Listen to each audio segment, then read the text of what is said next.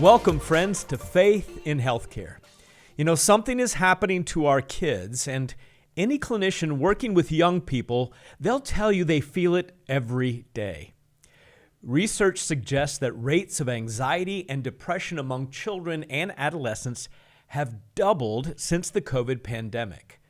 For many families, wait lists to see a child psychiatrist stretch out over months, and for families in much of rural and middle America, there isn't one within reach at all. Well, our guest has spent her career in the middle of it, and she brings both clinical expertise and a deep, unwavering faith to some of the hardest conversations a mental health professional can even have. Dr. Leah Snodgrass is a child and adolescent psychiatrist, chair of psychiatry at Lincoln Memorial University's College of Osteopathic Medicine, and she's a faculty advisor for the CMDA campus chapter there. She's also a fellow of CMDA's Mentoring Academy and one of the clearest voices that I know on what it looks like to care for the next generation with excellence and with Christ at the center. So let's dive in. Well, Dr. Leah Snodgrass, I want to welcome you today. Our listeners just heard your bio and an intro, and it is pretty significant that we have this conversation in the month of May, which it was made known to me. This is Mental Health Awareness Month. Is that something you've always known?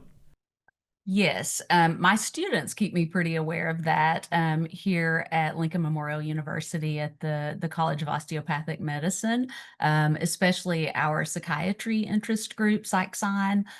They're usually doing a lot of activities and a lot of mental health awareness kind of campaigns during this month. So yes, I did know that May is that Mental Health Awareness Month. Well, students are a big part of your life, and that's probably why you sought out an academic position and the chair. How long have you been chair of psychiatry there at LMU? 14 years. Wow, congratulations. Well, let's jump right into our topic today. And you are a child and adolescent psychiatrist. I'm assuming that you also see teenagers along the way. What's your oldest patient that you have seen recently? So interestingly, Mike, I actually have a few adult patients. Some of them aged into adulthood with me, but some of them were favors to other doctors or people affiliated, in different areas, maybe a different university or what have you. So my oldest patient is 52. So yeah, but my primary group of patients are definitely children, adolescents, like up to about age 18. I would say 97% of my patients are 18 and under. Well, let me start by asking, it appears, many people are writing about it, that this generation of kids and adolescents appears more anxious, depressed, and fragile than any previous generation. And so from your clinical and spiritual vantage point, what are the most significant drivers behind this apparent surge in youth mental health struggles? So I guess I would start spiritually, because really what's happening with our youth today in this country is just spiritual warfare of the highest order. Peter tells us that our adversary, the devil, is prowling around like a roaring lion and he's looking for whom he can devour. And so when you think about predators, predators have a tendency to pick the weakest and the most vulnerable of the herd. And usually that's the youngest, right? They isolate them away from the protection of the more mature members who might be more vigilant, more sober, more aware of what's going on around them. And then once they can get that weak, vulnerable prey isolated and away from the herd that would be protective, then the predator attacks and kills them, right? So if we think of the devil as the predator, he's picking our weak and vulnerable members of society. He's picking our children and our teenagers, and he's isolating them away from the parents, from the family members, from the church. He's isolating them away from the more vigilant, sober-minded, older, mature people in the group. And he's basically doing his very best to keep them isolated, hyper connected, but totally isolated from a human standpoint so that he can attack and destroy them. And sometimes, occasionally, it is physical destruction. These kids end up, ending their lives because of the way that they feel so isolated and so disconnected. But at the very least, it's a spiritual murder that occurs. So, that's where we are spiritually. Now, other standpoints, if you just look at the literature, of course, we talk a lot about the paradox of progress. So, anytime that we become wealthier and more technologically advanced as a country, we often see our mental health get worse. And it's basically this sort of thought that we get rid of productive struggle. And so, every discomfort in today's world is treated as a trauma to be avoided rather than a challenge that we could help the child or the young person overcome. And so the threshold for what becomes overwhelming gets lower and lower and lower. And so that's another piece of the puzzle. Of course, social media and smartphones, those are the tools I think that the devil often uses again for that isolation. Because we do see these perfectionism loops that kids get drawn into. Again, they're hyper connected but socially isolated, and they're constantly scrolling and watching, and they're seeing these what appear to be perfect lives of these personalities that they find on YouTube and on Insta and definitely on TikTok. And these are people who have professionally curated their digital life. And so everything is staged and filtered and edited, and only the best is posted. And that's what our kids are comparing themselves and their lives to. And obviously, they can't compete. So that's a problem, obviously. And our kids aren't learning socially and emotionally the way that they should. We are allowing our kids to collapse their social life into a two-dimensional flat screen, when in reality, we need to be showing them how to live in a three-dimensional reality, right? And because we are allowing this, social anxiety is growing, especially when it comes to face-to-face interaction. So again, the social emotional learning is just not there the way it was in my generation. I'm a proud Gen Xer. I grew up learning how to make eye contact, learning how to tell someone what I needed, or ask someone a question, or debate a topic, right? Because we spoke to one another and we read one another non-verbally and verbally.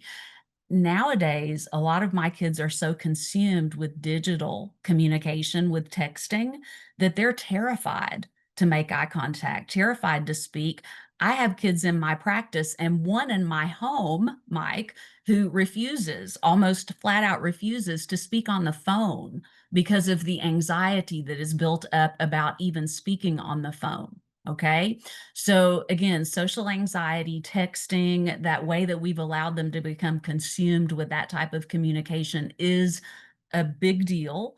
And then we do see in Gen Z and Gen Alpha, which is the upcoming group, those are the younger ones, but the oldest ones in Gen Alpha are 13.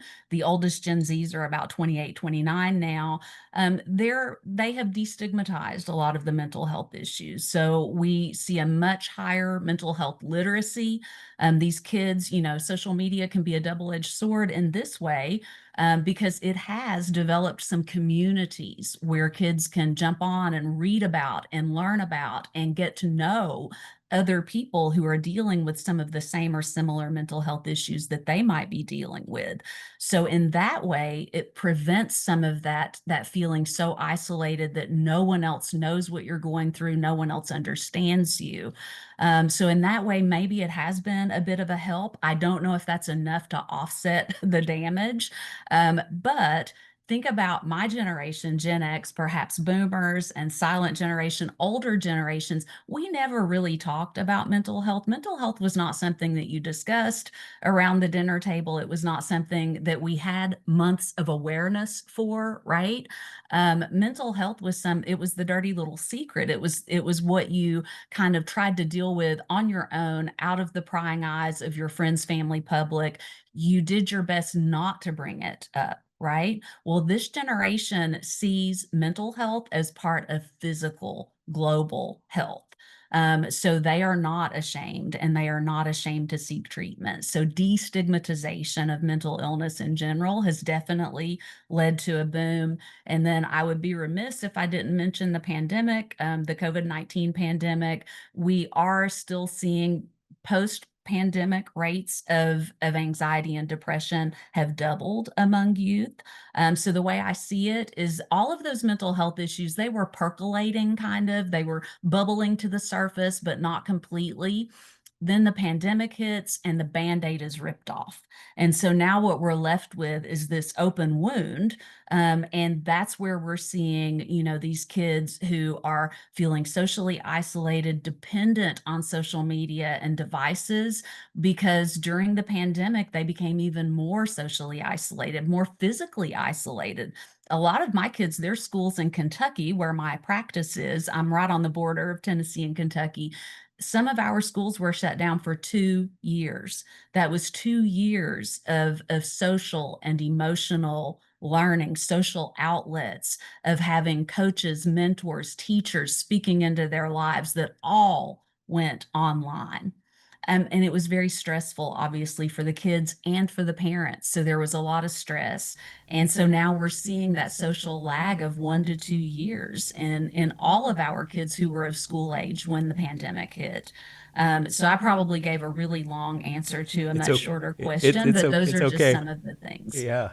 So I can't imagine, having practiced general and orthopedic surgery, that so much of my interviews with patients would involve their use of smartphones. But I'm guessing that maybe even in your intake in your office, that there are some questions as that your receptionist would give the form. Is that true? That there would be questions for your patients about their use of social media, digital media? Absolutely. So we do have some screening tools. We actually have some that look at whether or not you are addicted to your smartphone or your social media.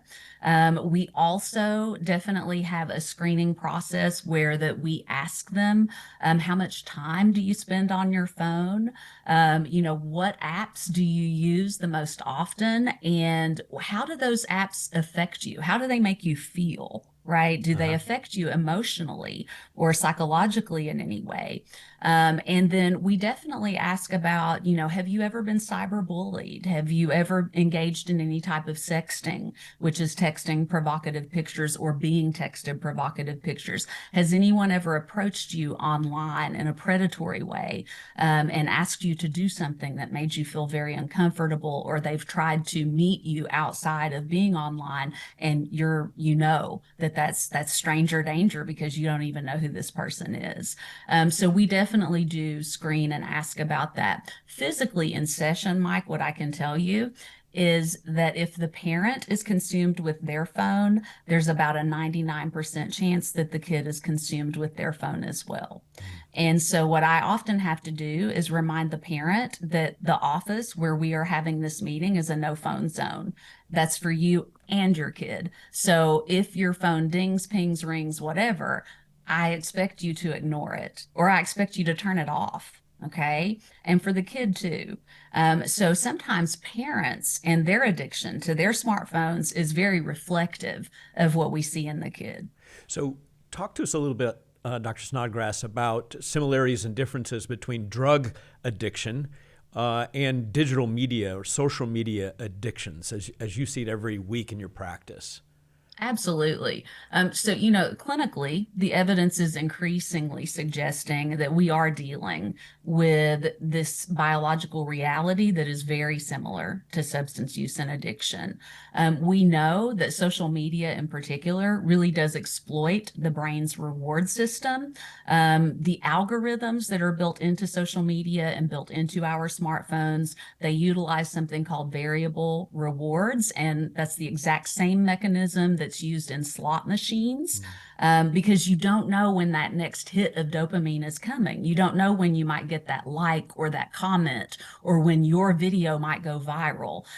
So the brain remains in this hyper sense of alert and arousal, and it's craving that next hit. right?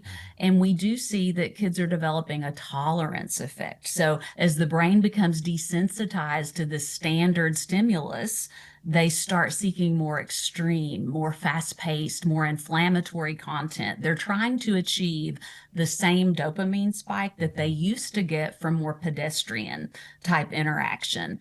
So we do see that a tolerance is developed. And I would love to tell you that this is all just by accident, but it is not. This addictiveness is by design. There is a whole field of behavioral psychology called persuasive design that is dedicated to keeping users of social media and of smartphones engaged. And the way they do that is they intentionally reduce friction. And so, really in the real world, we have stopping cues, right? So if we're reading a book, we get to the end of the book and we know it's over. If we're eating a meal, we eat all of the food and we recognize that we now have an empty plate.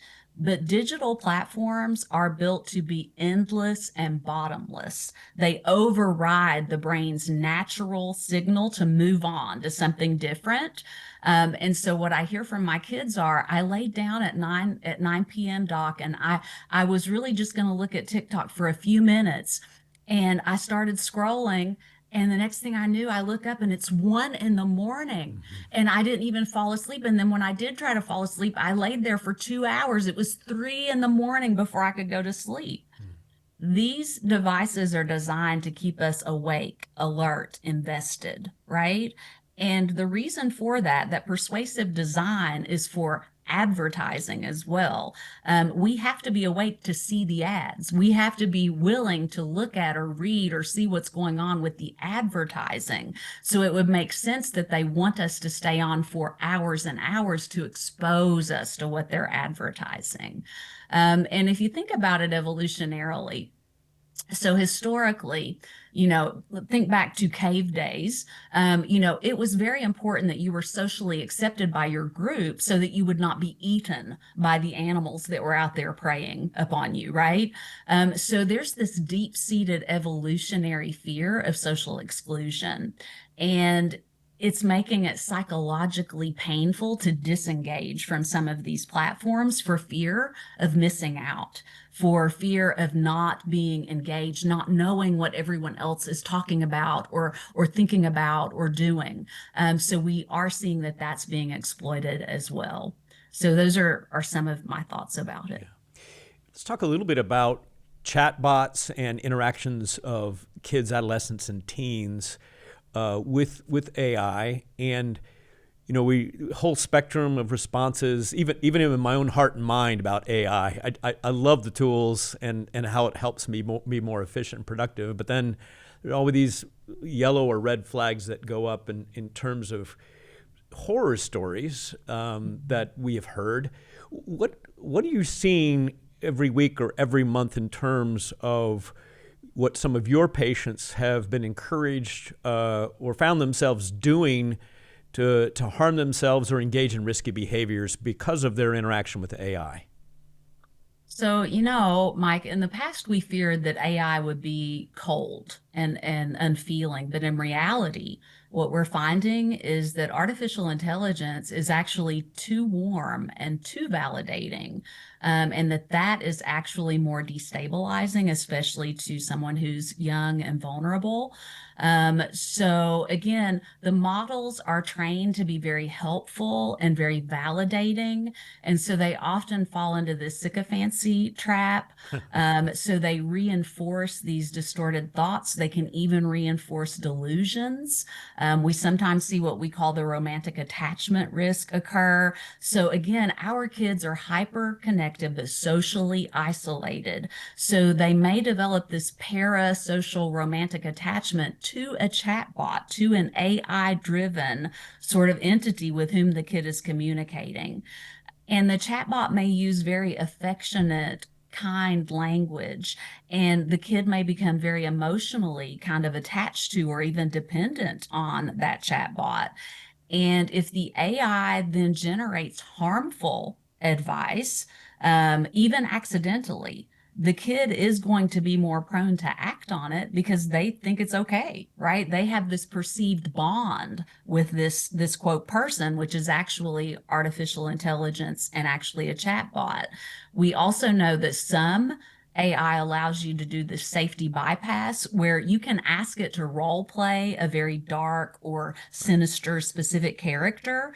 And because it's a role play, it will bypass a lot of the safety filters. So things that would sound the alarm, that would raise the yellow or the red flag otherwise, chatbots in character are not raising those yellow and red flags. And some of them have even encouraged young people to engage in self-harm as sort of a sacrificial or a romantic act. And very unfortunately, some young people have succumbed to that.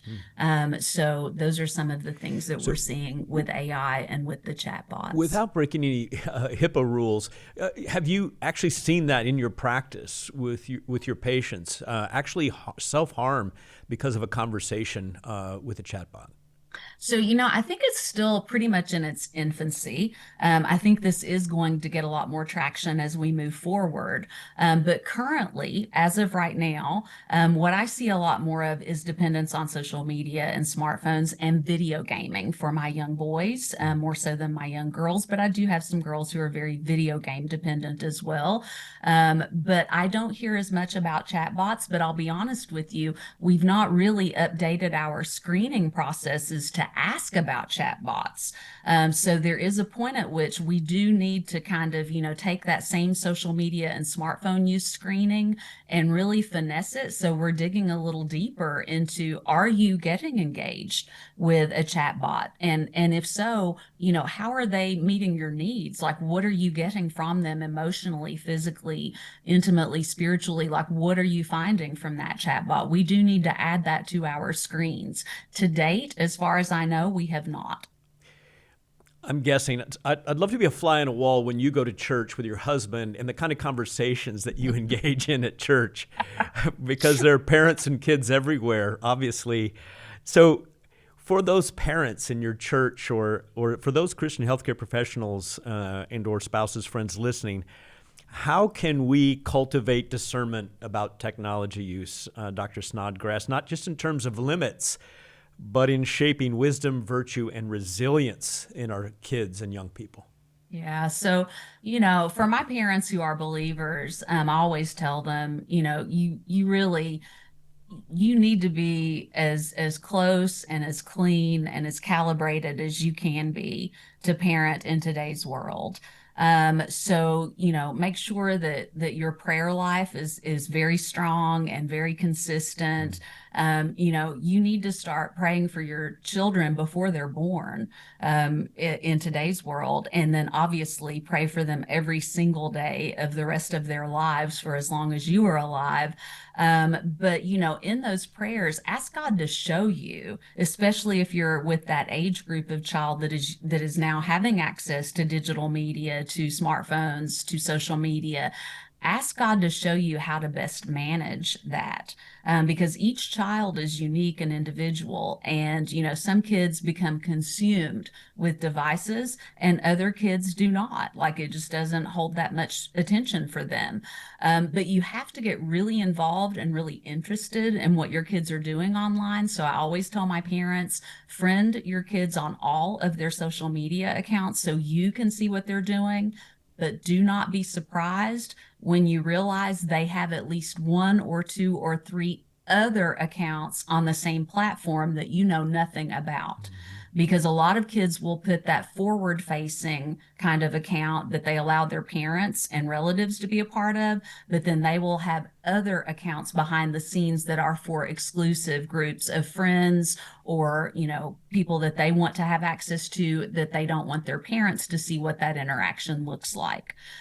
Read up on all the apps and all the games and all of the things that your kids are interacting with. I highly recommend commonsensemedia.org. It is a great, great organization. You can go on there, you can put in the name of any video game, any app. It's going to give you the parental rating. It's going to tell you how much sex is in it, how much drugs is in it, how much violence is in it, what kind of language is in it. it's going to lay it all out for you. The funny story I'll tell is I had a grandparent raising a 5-year-old grandson, and he had convinced her that he needed Grand Theft Auto 5, GTA 5, and she thought it was a racing game, just like we used to play on the Atari where you had the Right. little wheel and you could, drive the little car. She thought it was something like that. She had no idea that GTA 5 is for mature users and has every kind of sex, drugs, violence, language, prostitution. It has everything that you can think of. And this 5-year-old child was getting a steady diet of that before we read the description of it on commonsensemedia.org. So I highly recommend, if you're a parent, just pay the whatever it is, it's $35 a year or something, pay whatever it is, because it is a blessing to be able to see what your kids are getting into. And then I do recommend that you use those third-party monitoring databases like Custodio, Bark, Aura. I put those on my kids' phones when they were younger. They're in college now.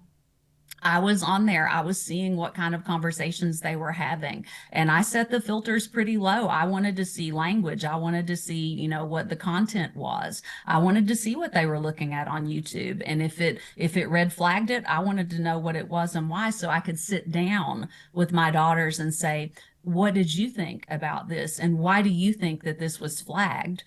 And what was your interaction with it? Oh, mom, it was an advertisement. I didn't even see it. I certainly didn't click on it. I'm like, okay, well, let's talk about why we don't click on that, right? Because in today's world, it's becoming so much harder to help our children focus on what is true, what is pure, what is righteous, what is admirable, what is excellent, what is praiseworthy. We're almost as parents letting the world decide what those things are, as opposed to allowing us as the spiritual leaders in our homes to decide. So we have to be careful. And the other thing I tell my parents is feel empowered to make the rules. Who owns the phone? Who pays the bill for the phone? If you own the phone and you pay the bill for the phone, that phone does not belong to your child. That phone belongs to you.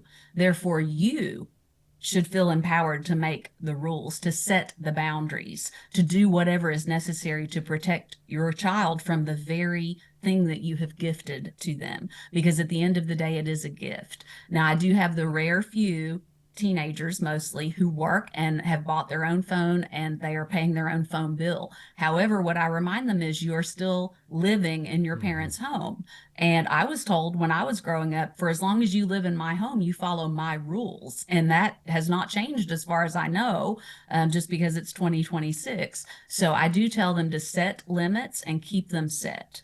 And I also encourage parents and families, make sure that kids have a rich life outside of just their smartphone, their social media.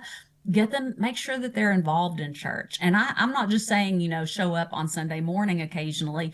I mean, are they in youth group? Are they making friends? Are they having, relationships with mentors and people that can speak into their hearts and into their lives spiritually? Are they engaging in the arts? Are they engaging in music? Are they engaging in sports and activities?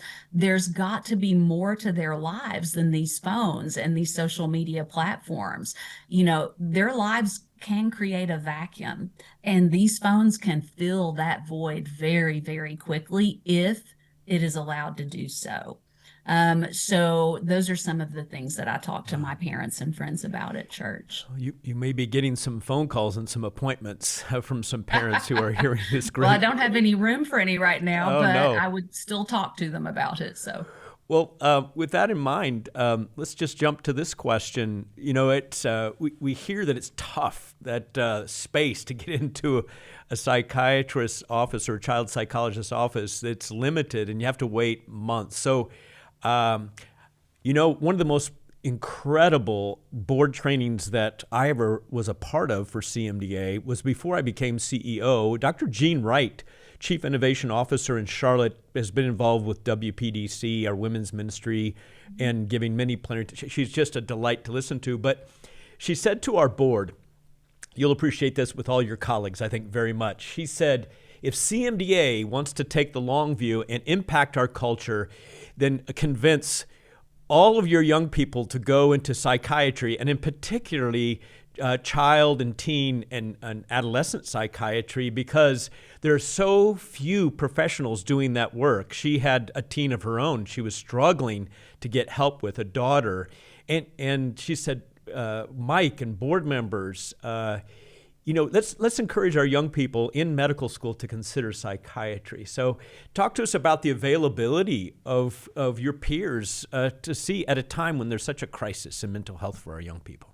Yeah, so we are very poorly available. So what I think happens in training, and this was my experience and the experience of others with whom I've discussed it. A lot of people do go to psychiatry residency thinking that they're going to be child and adolescent psychiatrist, and then they get, first and second year is mostly adult care, and then in third year we start being introduced to some child and adolescent, mostly outpatient care. And what we figure out very quickly is that our children that we are seeing are not coming to us of their own accord, and they're not coming to us without the necessary but overwhelming influence of the parent. And so what we find is we are not actually child and adolescent psychiatrists, we are family psychiatrists. And I have always felt that child and adolescent is a misnomer. I've never had a child or a teenager drive themselves to my office, fill out all the paperwork, and plop down in front of me and say, "So, doc, this is why I'm here." They always show up with these accessory people, and it's usually parents, grandparents, guardians, etc. And it's in that milieu, it's that family that is coming to me. Now, that family has identified the child or the teenager as the patient, but oftentimes I identify the family as the patient. And let's just say that it can be exhausting to be a psychiatrist for a group of people all at the same time, as opposed to just being a psychiatrist for one adult who is in control, for the most part, of their choices, right?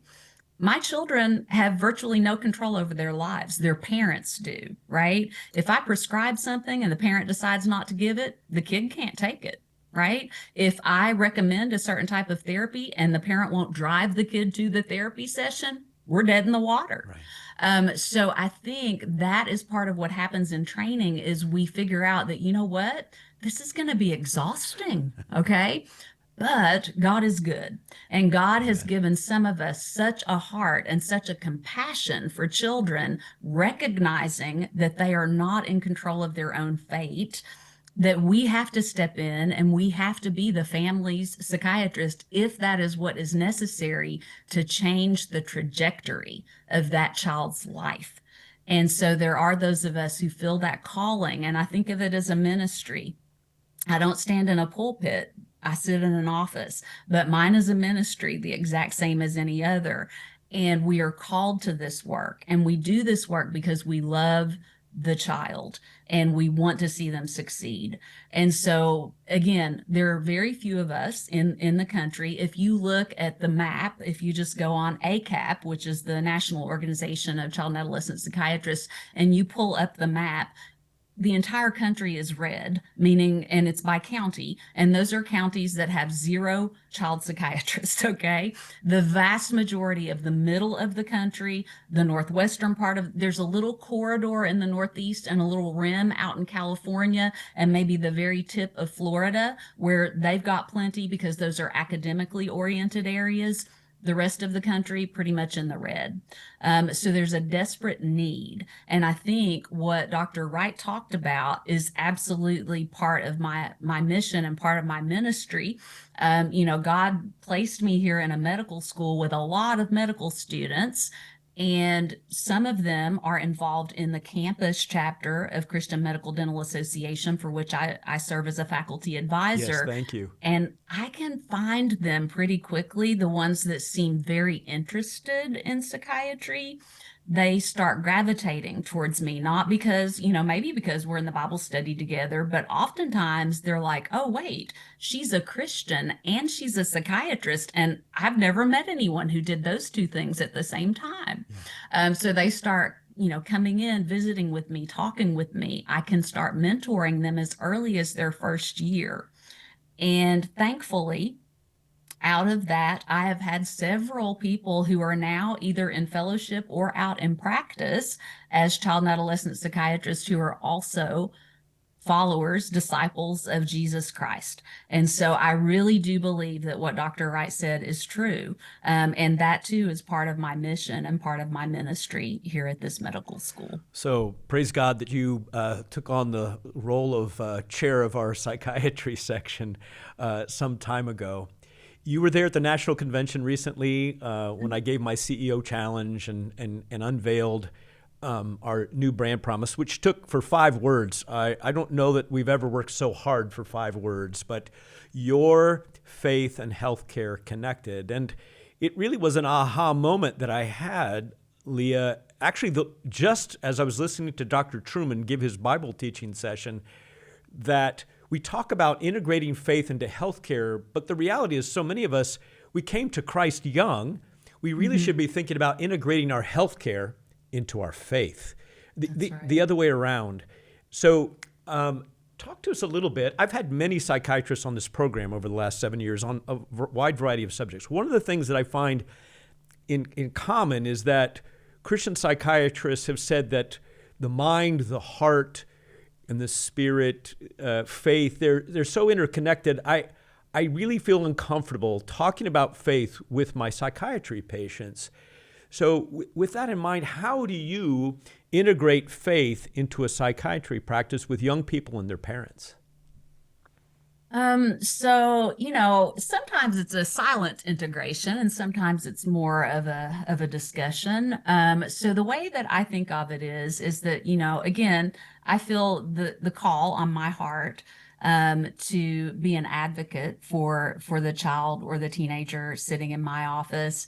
And as such, I see anyone who comes into contact with me, I ask God to give me their eyes, to see what they're seeing and feeling. But I ask him to give me his eyes to really be able to see them the way that he sees them, and the way that he sees their potential, right? Because sometimes the way he sees them in the moment is not as important as where they're going to be in 5 or 10 or 20 years.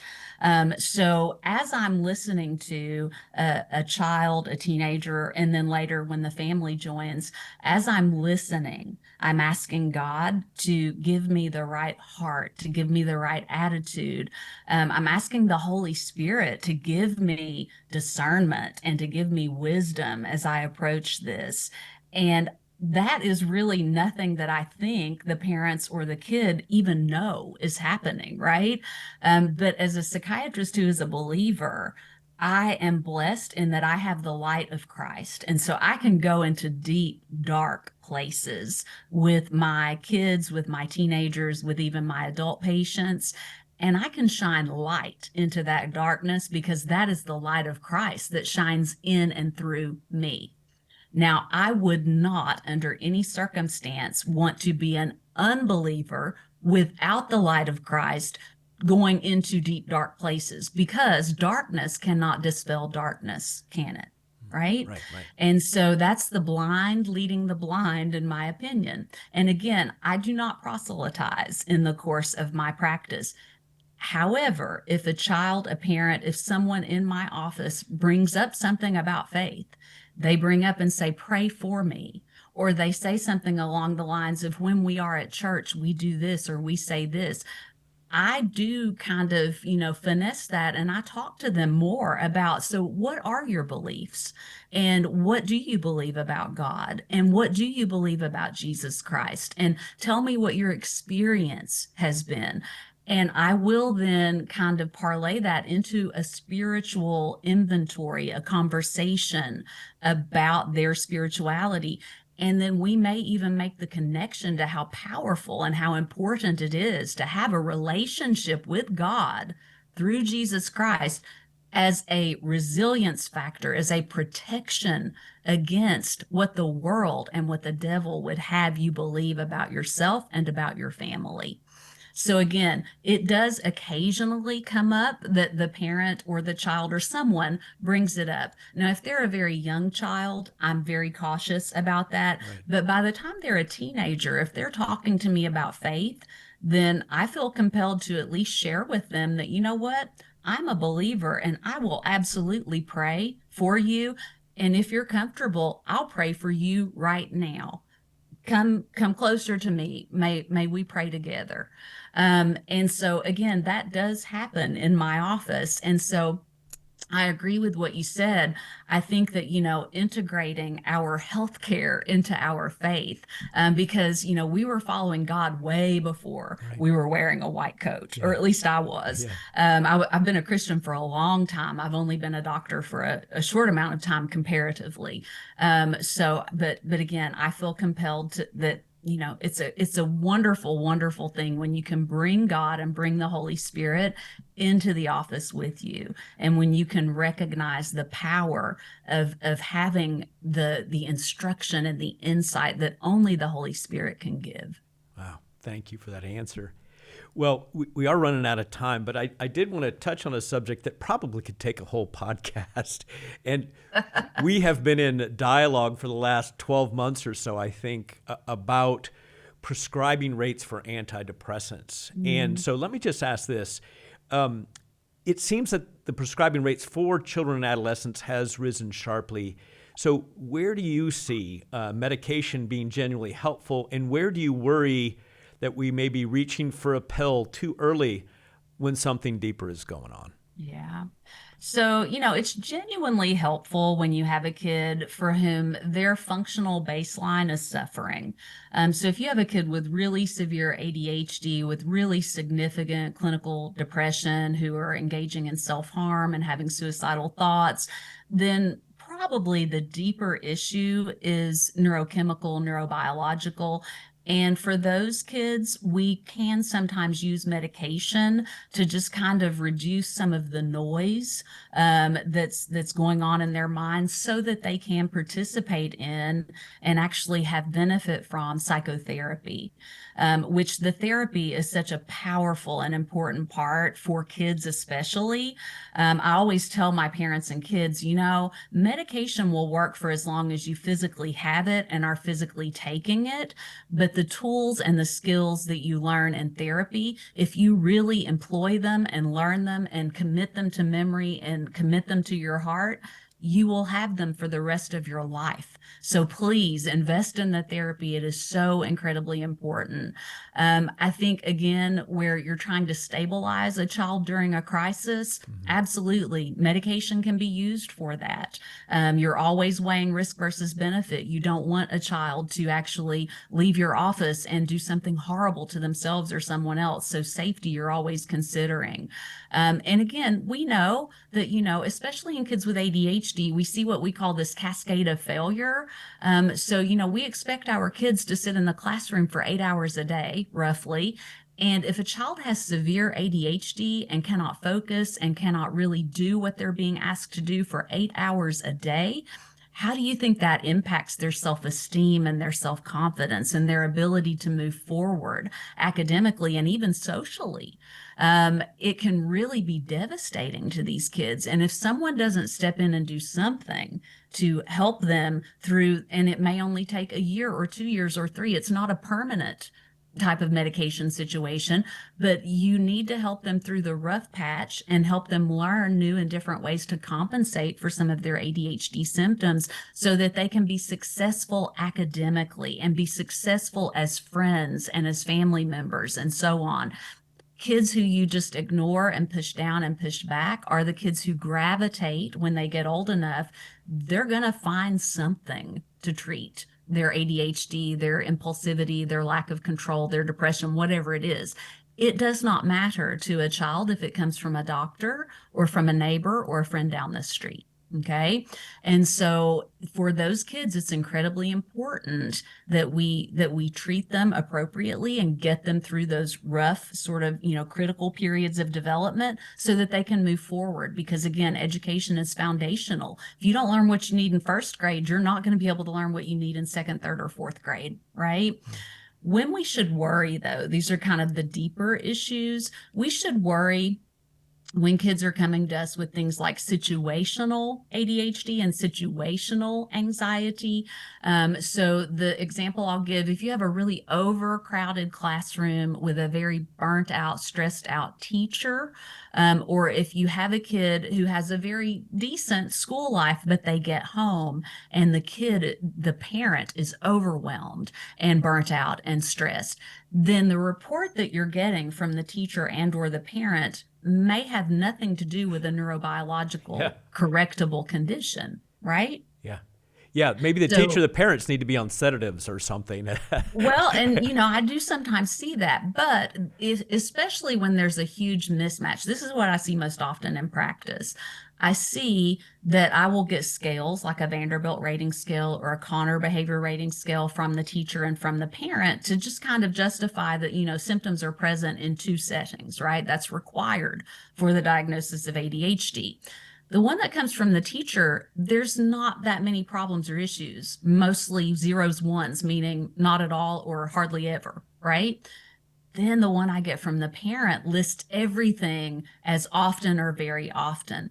Well, that's a mismatch. That means that given structure and discipline and appropriate expectation, the child does fine. And that's what's happening at school.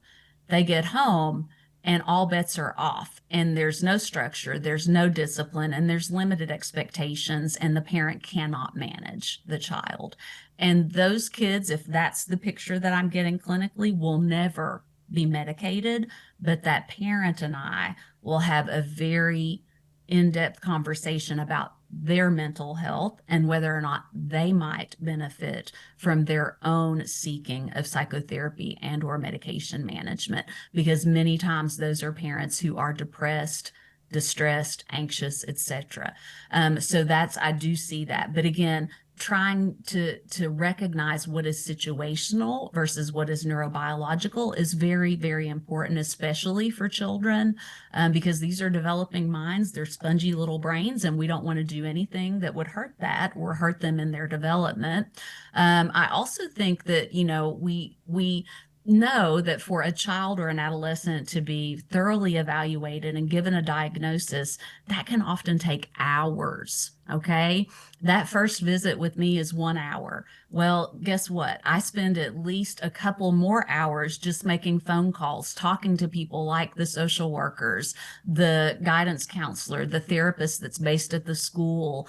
If they're involved with the Department of Juvenile Justice, I'm reaching out to their court designated worker. I'm trying to get a 360-degree view of the child that just left my office. Okay. Wow. None of that is billable, but it has to be done because again, you don't want to prematurely assign a diagnosis to a child that might follow them for life and that might contribute to their identity formation, which is again another podcast for another day. But you don't want to prematurely diagnose a child incorrectly. Okay. So you're going to go that extra mile. And maybe that's another reason, Mike, that a lot of people don't Yeah, end up that's going what I into was thinking. child That's what I adolescent, was thinking.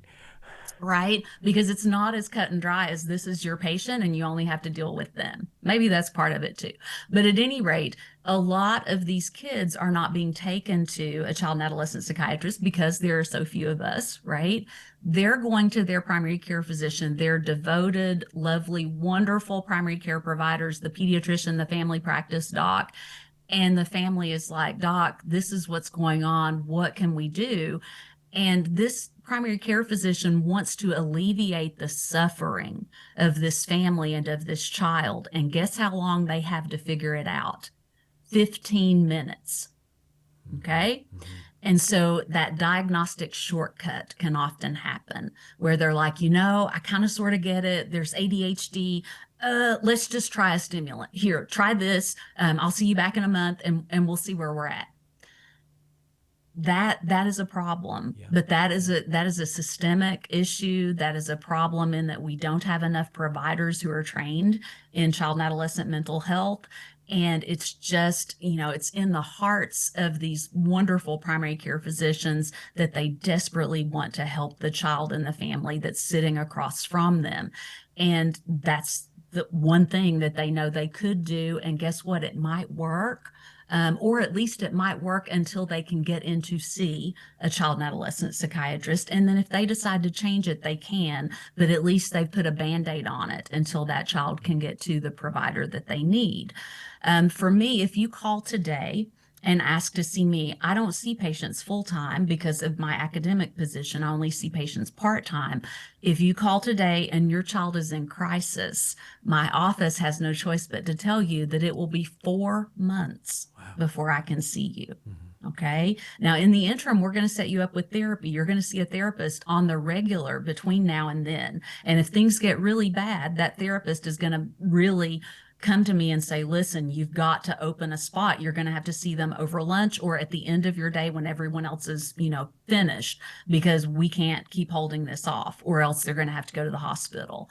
And I often do that. Again, you do whatever is necessary because it's the child, right? That's who we're there for. But that is a problem. That is a systemic problem. But we do see overprescribing when doctors feel like, I got to do something to help. And the something they have access to is medication. Wow. Well, there's so much more I wish we could talk about, but we've really run out of time. I don't want to finish, though, without you having a chance to tell our listeners, if they have a follow-up question or want to find out more about the psychiatry section, how do they get in touch with you or Marshall Williams? How do they do that? Yeah. So we both are, affiliated, of course. Marshall Williams is our wonderful administrator.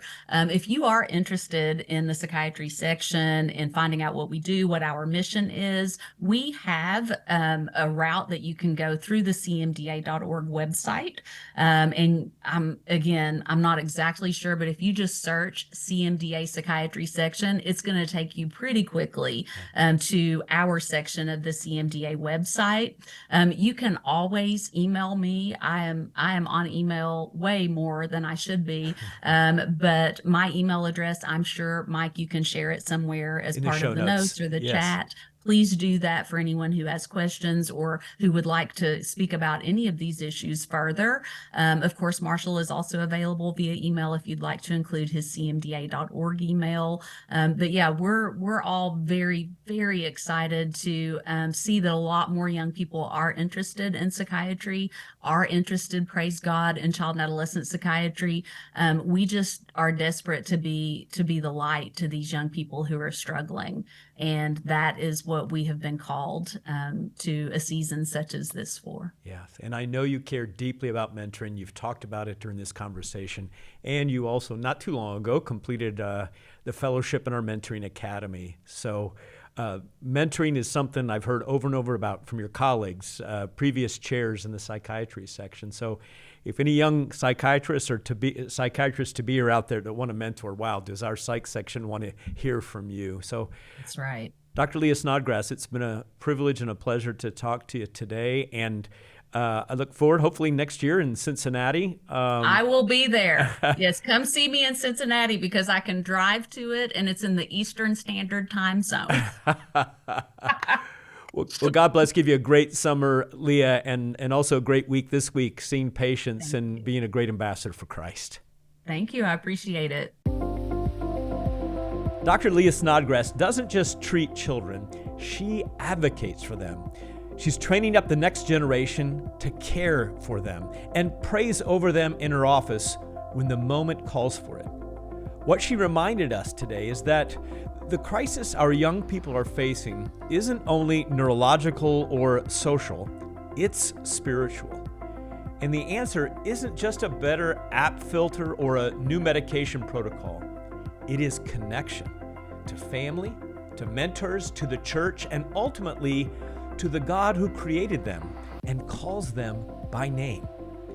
If you're a medical student or resident drawn towards psychiatry or a psychiatrist looking to invest in the next generation, I believe the CMDA psychiatry section would love to connect with you.